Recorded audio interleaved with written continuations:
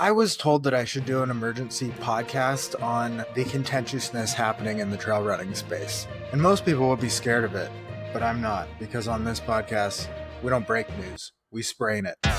So the Arizona Monster was going to have a live stream, probably following in their major competitor who also puts on a 200 plus mile race sometime in May. You can guess who maybe that is. But anyways, this live stream apparently came crumbling down, proving that maybe there's only one company that puts on productive live streams. But it's really interesting because this is going to be a tricky subject. So we're going to try to navigate the best we can. So as far as I know, I was made aware of this situation about 4 days ago through a series of texts on what was going on. Basically, someone had signed up to do a live stream for the Arizona Monster. They'd said they could do it. They said the budget actually looked way too small for covering a 7-day, 300-mile event. But whatever. Signed up to do it. And then they were told to buy all the gear that they needed to do the live stream. They bought it. And then, as things go on, the work environment was deemed to be hostile by this contractor who was going to put on the live stream. So they said that they would no longer put on the live stream. And then this is when the story gets crazy. The Arizona Monster, the people behind that, said that they were stealing, accused of fraud, theft, and then threatened to report this individual to the police. The craziest part is these messages and texts came out on public forums. So they were posted, they were fighting publicly online through the stories of Instagram, which is the craziest part. The account at your boy Scott Jurek actually posted a summary of all these messages going back. I was messaged a few of them leading up to this, which is just insane that this thing got so public. And so it turned into this. So we're going to just say we don't know who's in the right, who's in the wrong for the lead up of the live stream, but it turns out it failed. It was a bad working relationship. Things were needed to be exchanged, whether money was paid one way or owed the other way.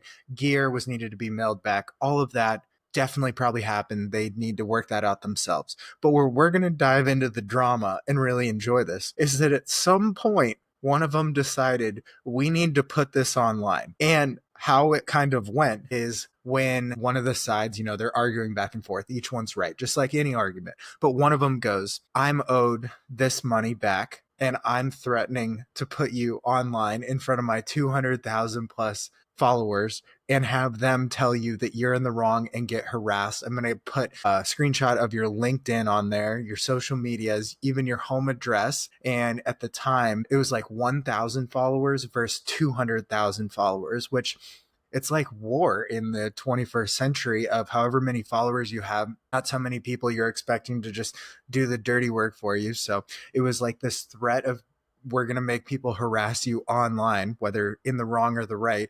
And that's how we're going to fight, because that's the only playing field where I have a 200x advantage on you. So that's what happens. And then the person who has the smaller following is getting harassed by the followers of this race director.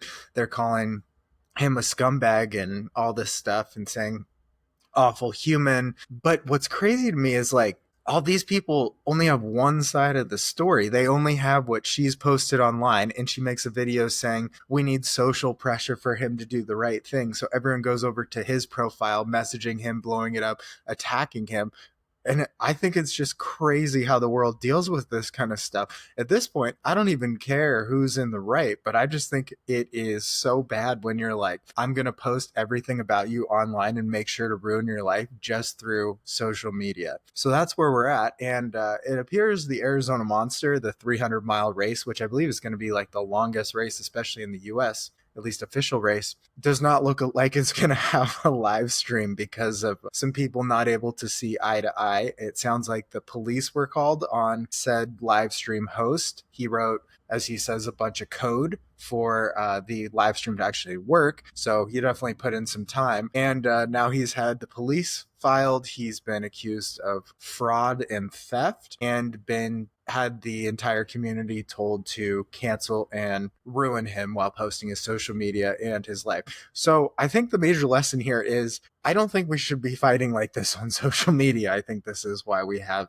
courts, lawyers, or simply police or whatever. But I don't think we should be fighting in public like this and using our audience as a weapon. Whatever side you're on, I think it is a huge mess and not so good looking on how this fight has happened. It's extremely cringy. But on that note, hopefully the Arizona Monster, which starts the day this comes out, goes well because it's an interesting duration. And I've always thought that inaugural year races are extremely fascinating because they don't know what they don't know. Even like Aravaipa, they're not putting on Arizona Monster. They put on Cocodona 250, but even the inaugural year of that, they ran out of water at a few aid stations, or they didn't run out of water. The aid station was so far from the water that the minimum capacity to carry for that water was just not enough. So they just didn't know these things because they hadn't had 200 people go through this course yet. And, everything from course marking to duration to estimating when the front runners will get to an aid station so that they're prepared for the runners.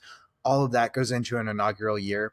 And Arizona Monster, this 300-mile race point to point in Arizona, if you could guess, which basically goes from Patagonia up to, I don't know, past Phoenix or something. But anyways, it has flipped directions a couple times. Like a lot of logistics are very inaugural year. And when it's a 300-mile race, things just get a little crazy.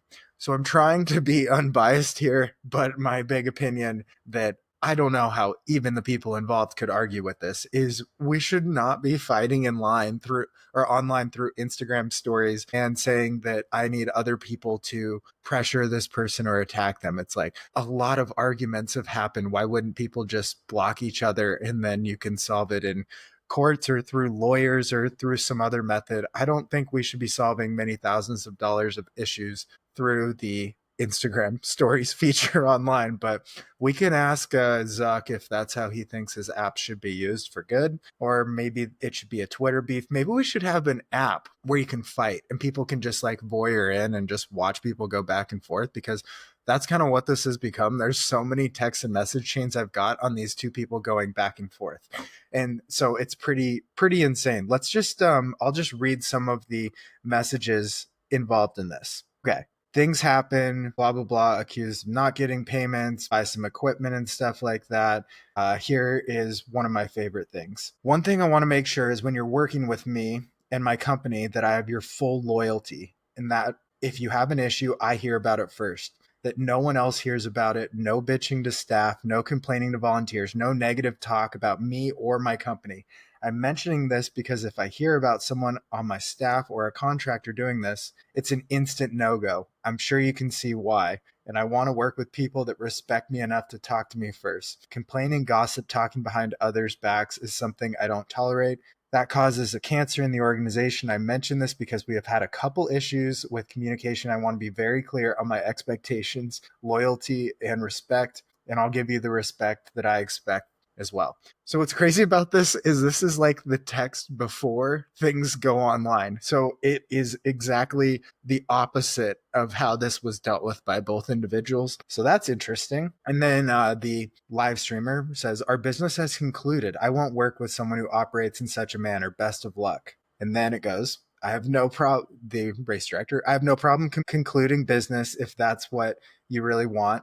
You owe me my $3,000 and my supplies that were ordered. I prefer to have a discussion about this sooner than later. I trusted you and I could have hired someone else and had to cancel a week before is pretty shitty. Better to know now than later, though. And then the response by the live stream operator. I'm keeping the $3,000 to recoup my personal costs and time investment in this project. I will mail the equipment to you. Your last text created a hostile work environment, voided our agreement. I will not be treated that way, nor will I conduct business with someone like you. So this is sort of how it goes. And then let's fast forward a little bit. Later in a message, it goes, I'm making a police report as well as filing a claim against you. I have your address and where you work, the company you work for, and your social links. If you don't return my payment today, I'll be letting everyone know online on my accounts that you've scammed us and taken our money and used our credit card fraudulently. The trail running world deserves to know about people like you who steal from my races. My bank is also aware of your scam and has your info and address. So things have escalated quickly. This is getting really messy and juicy. Please stop threatening me and contacting me. I have offered to return the equipment. I will not engage any further with someone like you.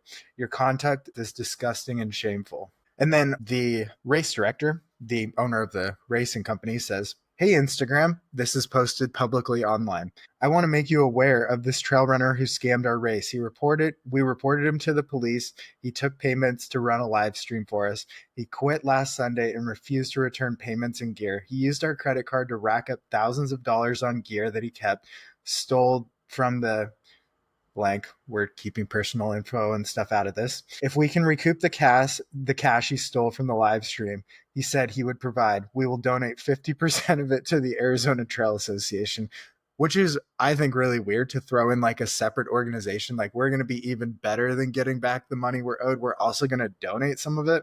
I don't know, just weird to bring like a third party in. I don't think the Arizona Trail wants this kind of press. In addition, in addition to the already donated $15,000 we gave to the trail organization this year, it's like, look, we've also done all this good outside of this beef that I'm currently posting about. This man conned us and stole thousands in gear and cash, and we don't want it to happen to anyone else. Beware. This is just insane. I can't believe people act like this. So then she posted a screenshot of his LinkedIn, posted a screenshot of his Instagram, where at the time it had his phone number in it, which, word to the wise, don't put your phone number in your Instagram. So, and then we have just endless text messages fighting back and forth. Now, let's see if I can find, there was a post on a story here where she said social pressure. I mean, who really cares? I'm not going to get canceled by anyone. Okay, it looks like the post telling everyone to comment on this person's thing and social pressure has been deleted. But that's sort of the trail beef going on currently. So I thought that was just insane. I thought we could all take away the lesson that we should not fight online in front of everyone, especially if your account has 200,000 followers. So we're going to take that away. We're not picking sides, but it just is ridiculous. And it's super unfair if someone whether you're in the right or the wrong, has 200,000 followers and the person that they're accusing has 1,000 followers. So a little messy there. I just finished a training camp here in Arizona, did about 130 miles or so over 5 days with the rest day in there. So got some good volume, feeling really good for Coconut. I saw the new portions of the course, and I think it's going to be slower than previous years. This episode and every other is brought to you by JohnGJanji.com. JohnG.com.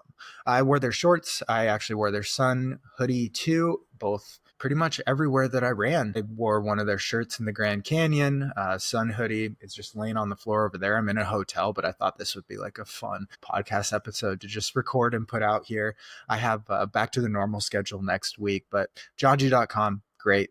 Yeah, so we have that to look forward to for Arizona Monsters starting tomorrow. My pick to win it all is going to be Pete Mortimer. I think he's just so good in inaugural year races. He actually did the first year of Cocodona when everyone ran out of water. There's a great shot of him just spewing vomit, throwing up, just right in the middle of everything going on, right at mile 33, I believe. And then he kept going and caught second place and got second at that thing. I don't think he's been back, but he always goes out and does Pete's meat about 20 miles from the end, where he just like cooks up different meats and stuff at the last aid station to get runners to the finish. It's one of the best things about the community is all the traditions. This episode also is brought to you by CS Coffee. So check out CS Coffee. They have premium instant freeze-dried coffee. You should check it out. It's one of my favorites because it has like a volume to it.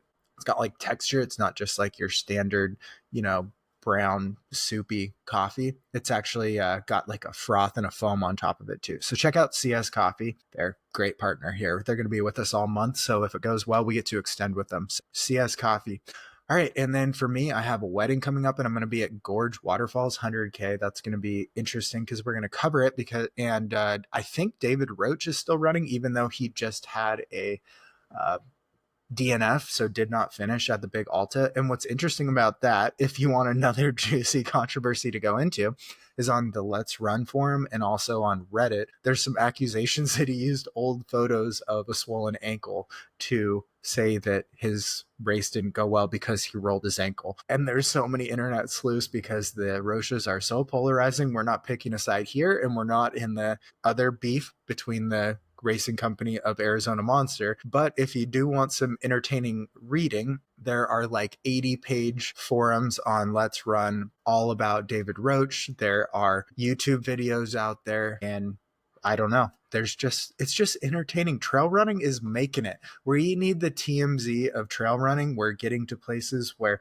there's controversy. People are picking sides. You don't need to pick sides, but it would be fun, and they're just good topics of conversation. We didn't really have this like 10 years ago. So I've had David Roach on the podcast. I think he offers a lot of good stuff. They're good at going into the science. I also think they could be cringy, and heart hands sometimes give my hands hand cramps. So that's my opinion on that. But if you want to dive into current controversies, go ahead and do that. And then our last sponsor is Garage Grown Gear, garagegrowngear.com, the home for small, mid-size, and mid-size plus businesses in the outdoor space, especially the thru hiking space. I'm hiking. I'm like FKTing. I'm a FKT attempting the Appalachian Trail. Look at that. I said it right. Or if you're up north, Appalachian Trail this year. And using a lot of their stuff. I used a headlamp before. Some of the training camp this weekend in Arizona. All right, short episode because I'm on the road. I have a wedding tomorrow, so I'm going to look fly for a white guy out there in LA because fashion forward. And I have my hair like in a really weird looking style, but that's how things are. All right, from Barstow, California. Stay elite, my friends.